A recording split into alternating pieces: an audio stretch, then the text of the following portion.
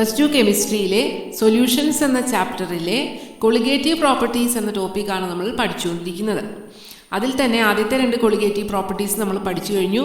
Relative lowering of vapour പ്രഷറും elevation of boiling പോയിന്റും.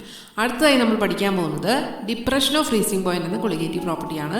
അപ്പോൾ ഇത് പഠിക്കുന്നതിന് മുമ്പ് നമ്മൾ കൊളിഗേറ്റീവ് പ്രോപ്പർട്ടി പഠിക്കാൻ തുടങ്ങിയ സമയത്ത് ചില സന്ദർഭങ്ങൾ പറഞ്ഞിരുന്നു. അതിലൊന്ന്, ശൈത്യരാജ്യങ്ങളിൽ കാറുകളുടെ വാഹനങ്ങളുടെയൊക്കെ റേഡിയേറ്ററുകളിൽ ജലം കട്ട പിടിക്കാതിരിക്കുന്നതിന് വേണ്ടി അതിൽ എഥിലിൻ ഗ്ലൈക്കോൾ പോലുള്ള കെമിക്കൽസ് ചേർക്കാറുണ്ട്. അതുപോലെ തന്നെ ശൈത്യരാജ്യങ്ങളിൽ റോഡിൽ മൂടിക്കിടക്കുന്ന മഞ്ഞ് നീക്കം ചെയ്യാൻ അതിന് മുകളിൽ ഉപ്പ് വിതറാറുണ്ട്. ഇതിനൊക്കെയുള്ള ഒരു സയന്റിഫിക് എക്സ്പ്ലനേഷൻ നമുക്ക് ഈ colligative property depression of freezing point പഠിക്കുന്നതിലൂടെ കണ്ടെത്താൻ കഴിയും. അപ്പോൾ നമുക്ക് നേരെ ടോപ്പിക്കിലേക്ക് പോകാം. അപ്പോൾ എന്താണ് depression of freezing point? Freezing പോയിന്റിൽ ഉണ്ടാകുന്ന താഴ്ച അല്ലെങ്കിൽ കുറവ്. When a non-volatile solute is added to a volatile solvent, the freezing point of the solution will be lower than that of the freezing point of the pure solvent. അതായത് volatile ആയുള്ള ഒരു ലായകത്തിലേക്ക്, ഒരു സോൾവെന്റിലേക്ക് non volatile ആയിട്ടുള്ള, അതായത് ബാഷ്പശീലം ഇല്ലാത്ത ഒരു solute ചേർക്കുമ്പോൾ കിട്ടുന്ന സൊല്യൂഷന്റെ ഫ്രീസിംഗ് പോയിന്റ് നമ്മൾ എടുത്ത സോൾവെന്റിന്റെ ഫ്രീസിംഗ് പോയിന്റിനേക്കാൾ കുറവായിരിക്കും. ഇതിനെയാണ്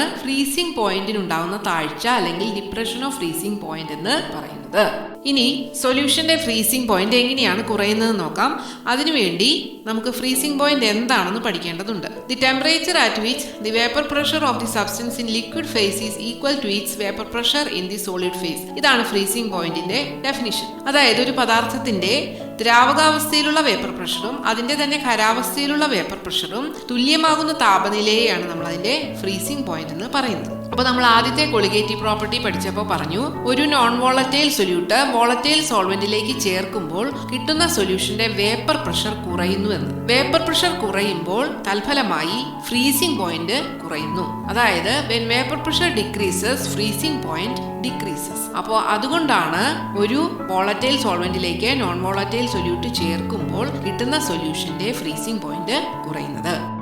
ഇനി ഡിപ്രഷൻ ഓഫ് ഫ്രീസിംഗ് പോയിന്റിനെ എങ്ങനെ റെപ്രസെന്റ് ചെയ്യാമെന്ന് നോക്കാം. എലിവേഷൻ ഓഫ് ബോയിലിംഗ് പോയിന്റ് പഠിച്ചു കഴിഞ്ഞവർക്ക് ഇത് വളരെ എളുപ്പമായിരിക്കും. കാരണം അതിലെ സിമ്പലിൽ ബി എന്നുള്ള അക്ഷരത്തിന് പകരം എഫ് എന്ന് ചേർത്താൽ ഡിപ്രഷൻ ഓഫ് ഫ്രീസിംഗ് പോയിന്റ് ആയി. അപ്പോൾ ഫ്രീസിംഗ് പോയിന്റിനുണ്ടാകുന്ന താഴ്ച അല്ലെങ്കിൽ ഡിപ്രഷൻ ഓഫ് ഫ്രീസിംഗ് പോയിന്റ് കണ്ടുപിടിക്കുന്നതിന് വേണ്ടി T0F - TF ചെയ്താൽ മതി. എന്താണെന്ന് മനസ്സിലായോ? അതായത് സോൾവെന്റിന്റെ ഫ്രീസിംഗ് പോയിന്റിൽ നിന്ന് സൊല്യൂഷന്റെ ഫ്രീസിംഗ് പോയിന്റ് കുറച്ചാൽ നമുക്ക് ഡിപ്രഷൻ ഓഫ് ഫ്രീസിംഗ് പോയിന്റ് കിട്ടും. അപ്പോൾ TF എന്താണ്? സൊല്യൂഷന്റെ ഫ്രീസിംഗ് പോയിന്റ്. T0F പ്യുവർ സോൾവെന്റിന്റെ ഫ്രീസിംഗ് പോയിന്റ്. ഈ സന്ദർഭങ്ങളെല്ലാം നമ്മൾ ഓർക്കുക. എലിവേഷൻ ഓഫ് ബോയിലിംഗ് പോയിന്റ് പഠിച്ചപ്പോൾ നമ്മൾ പറഞ്ഞത് വേപ്പർ പ്രഷർ കുറയുമ്പോൾ ബോയിലിംഗ് പോയിന്റ് കൂടുകയാണ് ചെയ്യുന്നത്, പക്ഷേ ഫ്രീസിംഗ് പോയിന്റ് കുറയുകയാണ് ചെയ്യുന്നത്. For dilute solutions, the depression of freezing point is directly proportional to the molality of the solution. Elevation of boiling pointൽ പറഞ്ഞതുപോലെ തന്നെ ഗാഢത കുറഞ്ഞ ലായനികളിൽ ഫ്രീസിംഗ് പോയിന്റിനുണ്ടാകുന്ന താഴ്ച ലായനിയുടെ മൊളാലിറ്റിക്ക് നേർ അനുപാതത്തിൽ ആയിരിക്കും. അപ്പോൾ ഫ്രീസിംഗ് പോയിന്റിനുണ്ടാകുന്ന താഴ്ച മൊളാലിറ്റിയുമായി ബന്ധമുണ്ടെന്ന് മനസ്സിലായല്ലോ. അതായത് ΔTF directly proportional to M. Proportionality sign മാറ്റാൻ വേണ്ടി നമ്മൾ കൊടുക്കുന്ന കോൺസ്റ്റന്റ് ആണ് KF. Elevation of boiling point നമ്മൾ പറഞ്ഞത് KB എന്നായിരുന്നു. അതേ ഉള്ളൂ ഒരു വ്യത്യാസം. അപ്പോൾ ഈ ഇക്വേഷനിൽ M എന്ന് പറയുന്നത് മൊളാലിറ്റി. മൊളാലിറ്റി എന്താണെന്ന് ഓർക്കുന്നുണ്ടല്ലോ. The number of moles of solute dissolved in 1 kilogram of solvent. അതായത് 1 കിലോഗ്രാം ലായകത്തിൽ ലയിച്ചു ചേർന്നിരിക്കുന്ന ലീനത്തിന്റെ മോളുകളുടെ എണ്ണം. KF എന്ന് പറഞ്ഞാൽ freezing point depression constant. Boiling point പറഞ്ഞപ്പോൾ നമ്മൾ ബോയിലിംഗ് പോയിന്റ് എലിവേഷൻ കോൺസ്റ്റന്റ് ആണെന്നാണ് പറഞ്ഞത്. അപ്പോൾ രണ്ടും കൂടി താരതമ്യം ചെയ്ത് പഠിച്ചാൽ നിങ്ങൾക്ക് എളുപ്പമുണ്ട്. മറ്റൊരു പേരാണ് മോളാൽ ഡിപ്രഷൻ കോൺസ്റ്റന്റ്, വേറൊരു പേര് ക്രയോസ്കോപ്പിക് കോൺസ്റ്റന്റ്. ഇനിയിപ്പോൾ ഇതിന്റെ ഡെഫിനിഷൻ കറക്റ്റ് എങ്ങനെ പറയാമെന്ന് നോക്കാം. Molal depression constant is the depression of freezing point of 1 molal solution. അതായത് ഒരു മോളാൽ ലായനിയുടെ ഫ്രീസിംഗ് പോയിന്റിൽ ഉണ്ടാകുന്ന താഴ്ചയെയാണ് മോളാൽ ഡിപ്രഷൻ കോൺസ്റ്റന്റ് എന്ന് പറയുന്നത്. റിലേറ്റീവ് ലോവറിംഗ് ഓഫ് വേപ്പർ പ്രഷറിൽ നിന്നും എലിവേഷൻ ഓഫ് ബോയിലിംഗ് പോയിന്റിൽ നിന്നും നമ്മൾ മോളിക്കുലാർ മാസ് കണ്ടുപിടിക്കുന്നത് എങ്ങനെയെന്ന് പഠിച്ചു. അതുപോലെ തന്നെ ഡിപ്രഷൻ ഓഫ് ഫ്രീസിംഗ് പോയിന്റിൽ നിന്നും മോളിക്കുലാർ മാസ് കണ്ടുപിടിക്കുന്നത് എങ്ങനെയെന്ന് പഠിക്കണം. ΔTF = KF × M എന്ന് നമ്മൾ പഠിച്ചു കഴിഞ്ഞു. ഇതിൽ എമ്മിന്റെ സ്ഥാനത്ത് W2/M2 W1/1000 എന്ന് സബ്സ്റ്റിറ്റ്യൂട്ട് ചെയ്ത് കഴിഞ്ഞാൽ formula ΔTF = KF × 1000 × W2 M2 × W1 എന്ന് കിട്ടും. ഇതിൽ കുറച്ച് മോഡിഫിക്കേഷൻ നടത്തി കഴിഞ്ഞാൽ നമുക്ക് ആവശ്യമുള്ള ഇക്വേഷനായ molecular mass of solute M2 = KF × 1000 × W2 ΔTF × W1 എന്ന് നമുക്ക് കിട്ടുന്നതാണ്. അപ്പോൾ ഈ ഡെറിവേഷൻ എഴുതി പഠിക്കണം. എലിവേഷൻ ഓഫ് ബോയിലിംഗ് പോയിന്റിന്റെ ഇക്വേഷൻ പഠിച്ചിട്ടുള്ളവർക്കറിയാം. അതിൽ കെബിയുടെ സ്ഥാനത്ത് KF എന്ന് എഴുതുക, ഡെൽറ്റ TBയുടെ സ്ഥാനത്ത് ഡെൽറ്റ TF എന്ന് എഴുതിയാൽ നമുക്ക് ഡിപ്രഷൻ ഓഫ് ഫ്രീസിംഗ് പോയിന്റിൽ നിന്ന് മോളിക്യുലാർ മാസ് കണ്ടുപിടിക്കുന്നതിനുള്ള ഇക്വേഷൻ ലഭിക്കുന്നതാണ്. ഇനി അടുത്തതായിട്ട് നമുക്ക് നോക്കേണ്ടത് ഡിപ്രഷൻ ഓഫ് ഫ്രീസിംഗ് പോയിന്റ് സൂചിപ്പിക്കുന്ന ഒരു ഗ്രാഫാണ്. അപ്പോൾ ചിത്രം നോക്കുക. നമ്മുടെ ടെക്സ്റ്റ് ബുക്കിൽ തന്നിരിക്കുന്ന ഒരു ഗ്രാഫാണ് കാണിച്ചിരിക്കുന്നത്. അതിൽ X ആക്സിസിൽ ടെമ്പറേച്ചറും Y ആക്സിസിൽ വേപ്പർ പ്രഷറുമാണ് എടുത്തിരിക്കുന്നത്.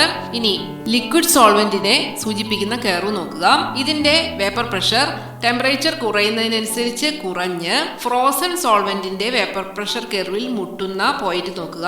അവിടെ നിന്ന് നേരെ താഴോട്ട് വരച്ചാൽ നമുക്ക് T0F, അതായത് ലിക്വിഡ് സോൾവെന്റിന്റെ പ്യുവർ സോൾവെന്റിന്റെ ഫ്രീസിംഗ് പോയിന്റ് ലഭിക്കും. ഒരു സോൾവെന്റിന്റെ വേപ്പർ പ്രഷർ അതിന്റെ സോളിഡ് സ്റ്റേറ്റിലുള്ള വേപ്പർ പ്രഷറിന് തുല്യമാകുമ്പോഴാണ് ആ സോൾവെന്റ് ഫ്രീസ് ചെയ്യുന്നത്. നമ്മൾ നേരത്തെ പറഞ്ഞു കഴിഞ്ഞു. അതുപോലെ തന്നെ സൊല്യൂഷന്റെ കർവ് നോക്കുക.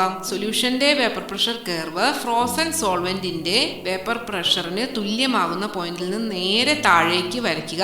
അത് കൂട്ടിമുട്ടുന്ന പോയിന്റ് TF എന്നാണ്, അതായത് സൊല്യൂഷന്റെ ഫ്രീസിംഗ് പോയിന്റ്. ഇത് തമ്മിലുള്ള വ്യത്യാസത്തിനെയാണ് നമ്മൾ ഡെൽറ്റ TF എന്ന് പറയുന്നത്. ആ ഗ്യാപ്പ് സൂചിപ്പിക്കുന്നത് ഡെൽറ്റ TFനെയാണ്. ഇതിൽ ഗ്രാഫിൽ നിന്ന് നമുക്ക് മനസ്സിലായി സൊല്യൂഷന്റെ ഫ്രീസിംഗ് പോയിന്റ് സോൾവെന്റിന്റെ ഫ്രീസിംഗ് പോയിന്റിനേക്കാൾ കുറവാണ്. ഈ ടോപ്പിക്കിൽ നിന്ന് നമ്മുടെ എക്സാമിന് ഒരുപാട് പ്രോബ്ലംസ് ക്വസ്റ്റ്യൻ ചോദിക്കാറുണ്ട്. അപ്പോൾ അതിൽ ചിലത് നമുക്ക് നോക്കാം. 2018 സേ എക്സാമിന് ചോദിച്ചൊരു ക്വസ്റ്റ്യൻ ആണ്, calculate depression in freezing point of A 0.2 molar solution if KF four water is 1.86 kelvin kilogram per mole. അപ്പോൾ ക്വസ്റ്റ്യൻ ചോദിച്ചിരിക്കുന്ന ഒരു ഡയറക്റ്റ് ക്വസ്റ്റ്യൻ ആണ്. 2 മാർക്കിന്റെ ക്വസ്റ്റ്യൻ ആയിരുന്നു. ഡിപ്രഷൻ ഓഫ് ഫ്രീസിംഗ് പോയിന്റ് കാണുക. KF തന്നിട്ടുണ്ട്, മൊളാലിറ്റിയും തന്നിട്ടുണ്ട്. സബ്സ്റ്റിറ്റ്യൂട്ട് ചെയ്ത് കഴിഞ്ഞാൽ നമുക്ക് ആൻസർ 0.372 കെൽവിൻ എന്ന് കിട്ടും.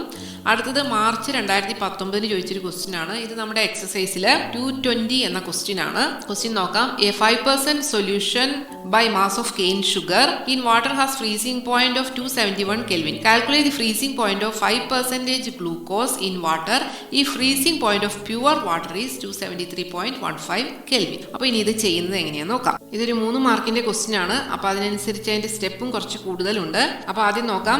2 സൊല്യൂഷൻസിനെ കുറിച്ചാണ് പറഞ്ഞിരിക്കുന്നത്, കെയിൻ ഷുഗർ ഇൻ വാട്ടറും ഗ്ലൂക്കോസ് ഇൻ വാട്ടറും. അപ്പോൾ ആദ്യം നമ്മൾ കണ്ടുപിടിക്കേണ്ടത് ഡെൽറ്റ TF ആണ്. 2 സൊല്യൂഷന്റെയും കമ്പയർ ചെയ്ത് ഡിപ്രഷൻ ഓഫ് ഫ്രീസിംഗ് പോയിന്റ് കണ്ടുപിടിക്കുക. അതിവിടെ കിട്ടിയിരിക്കുന്നത് 215 കെൽവിൻ ആണ്. ഇനി നമ്മൾ കണ്ടുപിടിക്കേണ്ടത് മൊളാലിറ്റി ഓഫ് സൊല്യൂഷൻ ആണ്. ആദ്യത്തെ സൊല്യൂഷന്റെ മൊളാലിറ്റി, അതായത് ഷുഗർ സൊല്യൂഷന്റെ മൊളാലിറ്റി. അപ്പോൾ അതിന്റെ ഫോർമുല തന്നിട്ടുണ്ട് C12H22O11. അതിൽ നിന്ന് ഷുഗറിന്റെ മോളാർ മാസ് കണ്ടുപിടിച്ചു. മോളാർ മാസ് കണ്ടുപിടിച്ചതിന് ശേഷം number of moles of cane sugar കണ്ടുപിടിക്കും. അത് നമുക്ക് ഇവിടെ കിട്ടിയിരിക്കുന്നത് 0.016 മോൾ എന്നാണ്. അതിൽ നിന്ന് മൊളാലിറ്റി കണ്ടുപിടിച്ചു 0.1537. ഇനി നമ്മൾ ആ equation delta TF equals KF into M എന്നുള്ള ഇക്വേഷനിൽ നമ്മൾ സബ്സ്റ്റിറ്റ്യൂട്ട് ചെയ്ത് കഴിഞ്ഞാൽ നമുക്ക് KF ലഭിക്കും 13.99 കെൽവിൻ കിലോഗ്രാം പെർ മോൾ. ഇനി ഇതുപോലെ ഗ്ലൂക്കോസിന്റെ ഫോർമുല തന്നിട്ടുണ്ട്. അതിൽ നിന്ന് മോളാർ മാസ് കണ്ടുപിടിച്ചു 180 ഗ്രാം പെർ മോൾ. അതിൽ നിന്ന് ഗ്ലൂക്കോസ് സൊല്യൂഷന്റെ മൊളാലിറ്റി കണ്ടുപിടിക്കും 0.2926 മോൾ പെർ കിലോഗ്രാം. ഇതും നമ്മുടെ ഇക്വേഷനായ delta TF equals KF into M ൽ സബ്സ്റ്റിറ്റ്യൂട്ട് ചെയ്ത് കഴിഞ്ഞാൽ നമുക്ക് അവിടെ ലഭിക്കുന്നത് ഡെൽറ്റ TF ആണ്. ഡെൽറ്റ TF നമുക്ക് 4.09 കെൽവിൻ എന്ന് കിട്ടുന്നു. ഇതിൽ നിന്ന് 5% ഗ്ലൂക്കോസ് സൊല്യൂഷന്റെ ഫ്രീസിംഗ് പോയിന്റ് നമുക്ക് ലഭിക്കും 273.15 minus depression of freezing point 4.09 കുറച്ചു കഴിഞ്ഞാൽ 269.06 കെൽവിൻ എന്ന് ലഭിക്കുന്നതാണ്. നമുക്ക് ലാസ്റ്റ് ക്വസ്റ്റ്യനിലേക്ക് കടക്കാം. മാർച്ച് 2017 3 മാർക്കിന്റെ ക്വസ്റ്റ്യൻ ആയിട്ട് ചോദിച്ചിരുന്നായിരുന്നു. നമ്മുടെ ടെസ്റ്റിലെ സോൾഡ് ക്വസ്റ്റ്യൻ ആണ്. 1 gram of non-electrolyte solute dissolved in 50 gram of benzene lowered the freezing point of benzene by 0.40 Kelvin. The freezing point depression constant of benzene is 5.12 Kelvin kilogram per mole. Find the molar mass of the solute. അപ്പോൾ molar mass കണ്ടുപിടിക്കാൻ direct question ചോദിച്ചിരിക്കുകയാണ്. അപ്പോൾ നമ്മുടെ ഇക്വേഷനിൽ values substitute ചെയ്ത് കഴിഞ്ഞാൽ നമുക്ക് direct ആയി തന്നെ ആൻസർ കിട്ടും. Answer 256 gram per mole. അപ്പോൾ പ്രോബ്ലംസ് എല്ലാം തന്നെ ചെയ്ത് നോക്കുക. എന്നിട്ട് ഡൗട്ട് ഉണ്ടെങ്കിൽ കമന്റ് ചെയ്യുക.